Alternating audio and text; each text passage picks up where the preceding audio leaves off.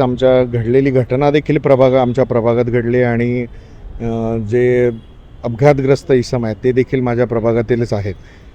श्री भुवड 64 वर्षाचे हे RTO इथून जात असताना त्यांच्या अंगावरती झाड पसरून त्यांच्या मेंदूला मोठ्या प्रमाणात दुखापत झाली. अगदी 5च मिनिटात आम्ही त्यांना हॉस्पिटलमध्ये जितो हॉस्पिटलमध्ये नेलं. त्या ठिकाणी सगळे तज्ज्ञ डॉक्टरांकडून त्यांच्यावर इलाज करण्यात आले. सुरुवातीला ते थोड्या बऱ्यापैकी रिस्पॉन्ड करत होते, परंतु त्यांची मेंदूला लागलेला मार हा मोठ्या प्रमाणात असल्याने आज उपचारादरम्यानच त्यांचं दुपारी 12 वाजता निधन झालं. या घटनेची माहिती मी माननीय उपमुख्यमंत्री आमदार एकनाथजी शिंदेसाहेब, माननीय महापौर शर्मिलाताई पिंपळकर आणि आयुक्त सौरवराव यांना दिली. माननीय शिंदेसाहेबांनी देखील या घटनेबद्दल हळहळ व्यक्त करत या कुटुंबाला मदत करण्याचे निर्देश आम्हा सगळ्यांना दिलेत. त्यांनी माननीय आयुक्त असतील यांना आयुक्तांना निर्देश दिलेत. त्या कुटुंबाला जी महापालिकेच्या नियमानुसार आर्थिक मदत करणं आहे त्याचा प्रस्ताव येणाऱ्या महासभेत घेण्याचे निर्देश त्यांनी माननीय आयुक्त आणि महापौरांना दिलेत. याबरोबरच त्या कुटुंबातील, कारण ते कर्ते पुरुष होते, कुटुंबातील काम करणारे होते बिचारे, त्यांच्या मागे पश्चात त्यांची पत्नी आणि 4 मुली आहेत. तर त्यांना कुठेतरी अतिशय हालाकीची परिस्थिती असलेल्या अशा कुटुंबाला न्याय देण्याच्या दृष्टीने माननीय शिंदेसाहेबांनी आयुक्तांना निर्देश दिलेले आहेत आणि त्यांच्या कुटुंबातील एखाद्या सदस्याला कंत्राटी पद्धतीने किंवा महापालिकेच्या सेवेत कसं काही मदत करता येईल त्या दृष्टीने देखील प्रयत्न करण्याचे निर्देश माननीय शिंदेसाहेबांनी दिलेत. आम्ही देखील आमच्या वतीने त्या कुटुंबाला मदत करणार आहोत. जी काही आम्हाला रोख रकमेच्या ह्याच्यात असेल किंवा जी काही करता येत असेल ती करणार आहोत. मला असं वाटतं केलेली मदत ही काही जाहीर करणं हे नाही, पण ती करणार आहोत नक्कीच.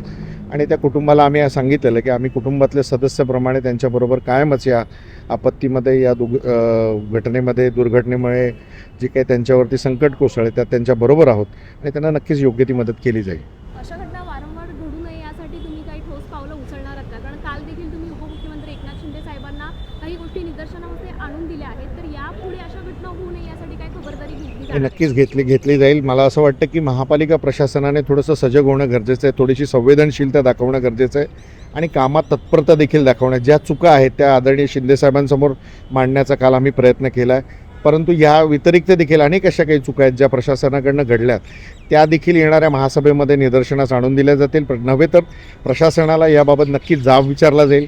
कारण मला असं वाटतं की ठाणेकरांच्या तुमच्याकडनं अपेक्षा आहेत, ठाणेकरांना तुमच्याकडनं एक अपेक्षा आहेत की तुम्ही काहीतरी काम करून त्या याच्या, कारण ही बघा अख्खा जून महिना तुम्हाला मिळाला. एल निनोचं संकट होतं, त्या संकटावरती तुम्ही उपाययोजना करत असताना ह्या उपाययोजना करणं देखील तितकंच गरजेचं होतं आणि त्या करताना कुठेतरी आपण कमी पडलो हे देखील आपण मान्य केलं पाहिजे प्रामाणिकपणे. आणि सत्ताधारी जरी असलो तरी प्रशासनाला जिथे बरोबर आहे तिथे पाठबळ देणं, परंतु जिथे चुकतायत तिथे जाब विचारणं हे देखील तितकंच आमचं कर्तव्य आहे. कारण शेवटी नागरिक जेव्हा आमच्यावर विश्वास ठेवून आम्हाला मतदान करत असतात तेव्हा त्यांना याचा हे करणं, आणि आपत्ती काळामध्ये आम्ही आमची यंत्रणा राबवतच असतो, परंतु त्याला महापालिका प्रशासनाची ज्यावेळेला जोड मिळेल त्यावेळेला नक्कीच त्याच्यात चांगलं काम होईल असं मला वाटतं. नक्कीच प्रशासनाला येणाऱ्या महासभेमध्ये जाब विचारणे. भावना म्हणजे दरवर्षीचं आहे. पाऊस पडतोय आणि प्रत्येक वेळेला आमची पोटतिडकीने सांगणं असतं की जी काही वृक्ष प्राधिकरणची टीम आहे ही वाढवा. कंत्राटदाराला प्रभाग समिती वाईज टेंडर दिलं जातं. प्रभाग समितींमध्ये फक्त 2 टीम लावल्या जातात. इथे रस्त्यावर पूर्ण ग्रीन वेस्ट आणलेलं असतं. ह्या नेहमीच्या घटना आहेत, दुर्घटना आहेत. कारण आपण ठाणा शहर म्हटलं का पावसाळ्याचा जो जोर आहे तो देखील त्याच पद्धतीने असतो. आणि अल नॅनोचं संकट असताना मेमध्ये लक्षवेधीच्या स्वरूपात जी काही महासभा गाजवली होती, त्यानंतर प्रशासनाने 2-3 पावलं उचलली, अशा पद्धतीच्या बातम्या आपण ऐकल्या होत्या. परंतु त्याच्यामध्ये सगळ्यात महत्त्वाचे जे दरवर्षी आपण फेस करतो की वृक्ष पडणं, झाडांच्या फांद्या पडणं आणि याच्यामध्ये अपुरं मनुष्यबळ असणं, तर याच्यावर कुठे ना कुठेतरी आपण उपाययोजना करणं गरजेचं आहे. निश्चितपणे आपली मोठी महानगरपालिका आहे आणि याच्यासाठी आपण यंत्रणा नाही हे असं बोलून चालणार नाही. आणि अशा सगळ्या पद्धतीने ज्या वेळेला ते झाड पडतं आहे आणि एका मनुष्याचा त्याच्यामध्ये बळी जातो आहे, ही अत्यंत खेदजनक गोष्ट आहे. प्रभाग क्रमांक 19मध्ये आम्ही स्वतः आमची स्वयंत्रणा वापरतो, अगदी ट्री कटिंगपासून सगळीकडे. आणि अशा पद्धतीने असं असताना आमच्याच प्रभागातल्या एका व्यक्तीचा जीव जाणं हे अगदीच आमच्यासाठी खूप खेदजनक आहे. अगदी कुठेतरी मन सुन्न करणारी घटना आहे. नगरसेवक म्हणून आम्ही कुठे कमी पडतोय का हे कुठेतरी आम्हालाच आमचा प्रश्नचिन्ह आता वाटतोय. काल तुम्ही बघितलं असेल उपमुख्यमंत्री एकनाथजी शिंदेसाहेब या ठिकाणी आले. ह्या दुर्घटना ऐकून एक संवेदनशील उपमुख्यमंत्री आहेत परंतु प्रत्येकाने हे संवेदनशीलपणा दाखवणं गरजेचं आहे, कारण शेवटी महापालिका मोठी आहे, खूप मोठ्या प्रमाणावर कर्मचारी आहे तिथे, पण प्रत्येक कर्मचाऱ्यांनी आपापली जबाबदारी पार पडली तर अशा ह्या दुर्घटना घडणार नाहीत. प्रत्येकाने कुठे ना कुठेतरी बाबा आपण महापालिकेचे कर्मचारी आहोत, आपल्याला लोकहितासाठी या ठिकाणी बसवलेलं आहे, हे प्रत्येक अधिकारी कर्मचाऱ्यांना वाटलं पाहिजे. ज्या दिवशी दुर्घटना घडली तातडीने सन्माननीय आयुक्त साहेबांनी, महापौर मॅडमनी फोनवर मोठी यंत्रणा पाठवली, ज्युपिटरचे डॉक्टर पाठवले, त्यांचं अगदी एकदम जलद गतीने ऑपरेशन झालं. परंतु त्यांना बसलेला मार इतका मोठा होता की कदाचित ते त्याच्या पुढे टिकू शकले नाही आणि ही दुर्दैवी घटना घडली. भविष्यामध्ये अशा घटना टाळण्यासाठी काही उपाययोजना केल्या जाणार आहेत का? बघा, उपाययोजना म्हणून आम्ही पोटतिडकीने सांगतोय की मनुष्यबळ वाढवा. जी काही तुम्ही कंत्राटं काढतायत ही सुरुवातीला काढली पाहिजेत.